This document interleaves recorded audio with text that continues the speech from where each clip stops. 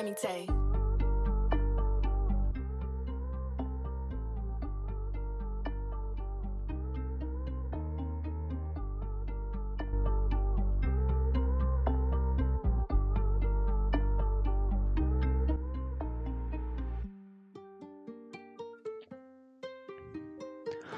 Nikdy jsem necítil tuhletu zlobu, vlastnice nechce, aby se vrátila domů, do domu, kde jsme vyrůstali všichni, do domu, kde jsme se smáli všichni. Připadám si jak ten malý kluk, který mu všichni říkali chcípni. Ty chápu, je to tvoje vina, ale že jsi to zvrtne, to byla píčovina. Taky chápu, chceš být šťastná, tak si za láskou šla, ne aby kapsa byla mastná. Ale já necítím zášť, já ti to přeju, i když je to pade na pade, s podstavám se furt peru. Někdy si neříkám, proč se na to nevyseru. Já, ale co moje rodina, přátelé, nebo až s manželkou budu na pláži v Peru.